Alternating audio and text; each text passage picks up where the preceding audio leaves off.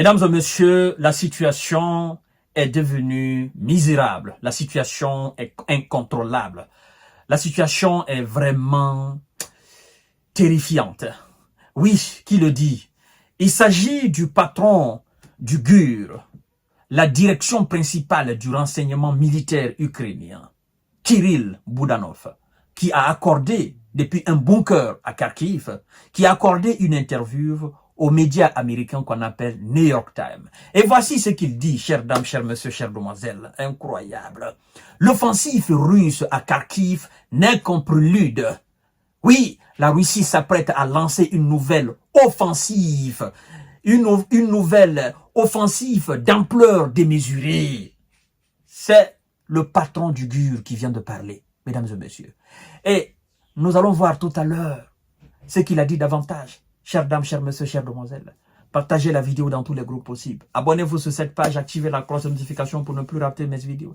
Je vous ai dit que l'objectif reste le 1 million d'abonnés. Mesdames et messieurs, oui, partagez la vidéo sur vos différents profils, sur vos différentes pages, pour que le monde soit informé en temps réel. Chères dames, chers messieurs, chères demoiselles, sans plus tarder, nous allons entrer directement. La situation est critique. Chaque heure qui passe, cette situation se dégrade. Confirme Kirill Budanov ce mardi dans une interview accordée au New York Times. Depuis un bunker de Kharkiv, depuis un bunker, il a accordé cette interview. 30 000 Russes déployés dans le nord-est de l'Ukraine. Selon le chef du GUR, direction principale du renseignement militaire ukrainien, les attaques russes dans le nord-est du pays visaient à épuiser les réserves déjà limitées des soldats ukrainiens et allaient détourner des combats ailleurs. Alors, qu'est-ce qui se passe? Monsieur Kirill Budanov, l'attaque, n'est-ce pas, à Kharkiv, selon lui, visait à épuiser la réserve ukrainienne, et réserve déjà limitée avant même, n'est-ce pas, l'avènement de cette offensive majeure. Et qu'est-ce que le patron, n'est-ce pas, du renseignement militaire ukrainien dit? De plus, mesdames et messieurs, écoutez très bien, installez-vous confortablement. Les forces ukrainiennes devraient être en mesure de renforcer leurs lignes et de stabiliser le front dans la région de Kharkiv dans les prochains jours, assure Kirill Budanov. Il dit, je cite, « Nous n'avons personne d'autre en réserve. » Vous savez, qu'est-ce qu'ils ont fait? Ils ont pris les militaires qui étaient au niveau des différentes lignes de front, que ce soit au sud, que ce soit à l'est. Ils les ont pris, ils les ont regroupés alors devant les Russes à Kharkiv. Qu'est-ce qui se passe ailleurs? C'est pourquoi vous voyez dans ces derniers jours, on vous dit, la Russie a pris tel village, a pris telle ville, a pris tel village, avance ici. C'est parce que il n'y a pas de défense là-bas. C'est fini, il n'y a pas de réserve, il n'y avait pas de rotation, il n'y avait pas de militaires en réserve. Mesdames et messieurs, l'effectif était limité. Donc, ils sont obligés d'appeler aujourd'hui tout le monde au niveau de Kharkiv, quitte à perdre les autres positions qui sont alors à la merci des soldats russes. Chères dames, chers messieurs, chers demoiselles, la situation est désespérée pour le patron du renseignement militaire ukrainien, Kirill Budanov. Nous n'avons personne d'autre en réserve, dit-il. L'armée de Kiev tente désormais de transférer des troupes d'autres zones de la ligne de front pour renforcer les défenses dans le nord-est au risque d'affaiblir les forces par ailleurs. Vous voyez, l'armée ukrainienne, l'armée de Kiev tente maintenant de mobiliser les soldats des autres lignes, des autres villes et villages pour venir contrer l'avancée russe à Kharkiv, pour venir arrêter les 30 000 hommes. Mais ce qu'ils oublient, c'est que pendant que les 30 000 sont là, de l'autre côté, au niveau des autres lignes de front, la Russie attaque là-bas aussi. Ils sont désespérés. C'est-à-dire, le fait d'élargir les lignes de front, cette stratégie monstrueuse russe est en train aujourd'hui de payer sur le terrain. Et les Ukrainiens, l'état-major est désespéré, est désemparé, ne sait plus quoi faire. Même les généraux sur les plateaux de télévision ici sont en train de parler de l'effondrement, n'est-ce pas, de l'Ukraine. D'ailleurs, il y a une source diplomatique française qui a fait une déclaration dans ce sens. Je viendrai pour vous parler de cela. Mesdames et messieurs, partagez la vidéo dans tous les groupes possibles. L'armée de Kiev tente désormais de transférer les troupes d'autres zones de la ligne de front pour renforcer ses défenses dans le nord-est au risque d'affaiblir les forces par ailleurs. Malheureusement, nous n'avons personne d'autre en réserve, regrette-t-il dans des propos rapportés par le média ukrainien Zerkalo Nedeli. Chères dames, chers messieurs, chers demoiselles. Il s'attend maintenant à ce que les attaques russes dans la région de Kharkiv se poursuivent pendant encore 3 à 4 jours. Mais pour Kirill Budanov, cette offensive n'est qu'un prélude. Pour lui, cette offensive n'est qu'un prélude. Les troupes de Poutine devraient lancer une puissante offensive en direction de Soumy, prédit-il.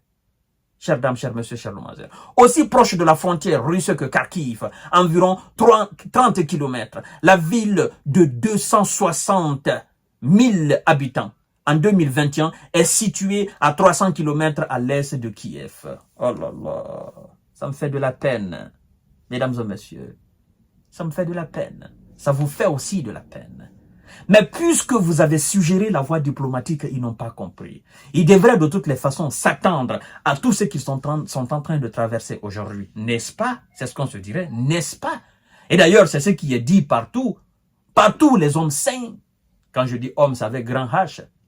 Et donc, pour le patron de la direction du renseignement militaire ukrainien, Kirill Budanov, ce que les Ukrainiens sont en train d'assister aujourd'hui, ce n'est qu'une partie infime de l'offensive russe qu'ils vont voir dans les jours à venir, vers Soumy.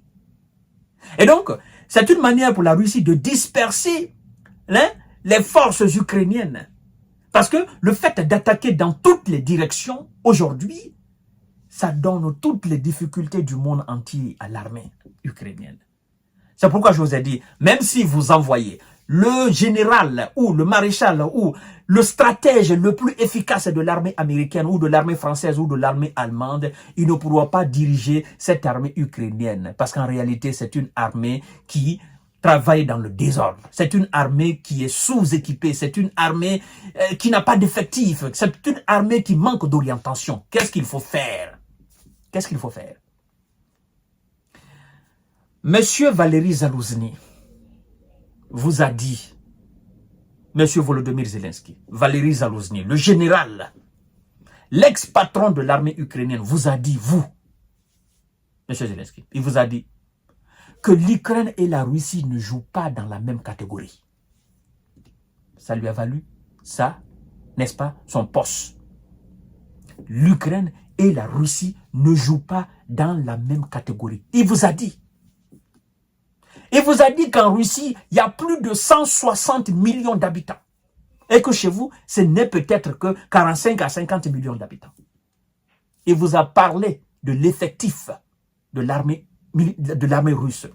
Il a fait une comparaison avec l'effectif de l'armée ukrainienne. Il a dit que l'Ukraine ne pèse pas face à la Russie dans la balance. Et il vous a parlé aussi des qualités de l'équipement militaire, des moyens colossaux, de l'argent de l'économie russe, aujourd'hui mise à la disposition de la défense russe pour la réussite de cette opération militaire. C'était dans les ondes de ce média américain qu'on appelle The Economist. Et ça vous a fait du mal. Ça vous a fait du mal.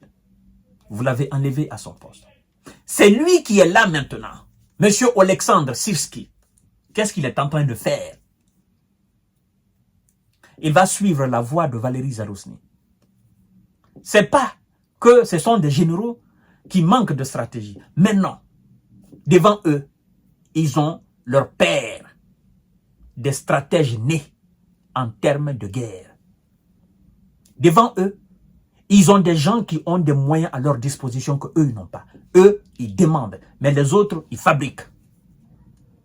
Alors, monsieur Zelensky, dites-nous, qu'est-ce que monsieur Alexandre Sirski, le patron de l'armée ukrainienne, doit faire en cette période critique? Qu'est-ce qu'il doit faire? Est-ce qu'il a apporté un changement?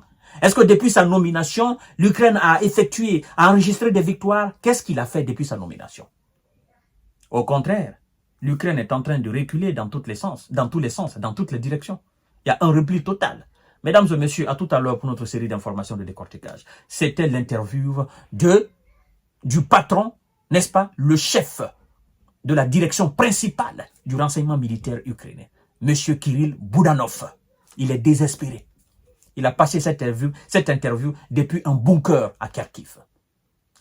Non, lui-même, il ne sait plus quoi faire. Il sait plus. C'est-à-dire, il ne sait plus où poser sa tête. Il ne sait plus. Ça lui dépasse complètement. À tout à l'heure. Partagez la vidéo dans tous les groupes possibles. Aujourd'hui, là, non, les informations fusent de gauche à droite. Mesdames et messieurs, partagez la vidéo dans tous les groupes possibles. Merci beaucoup.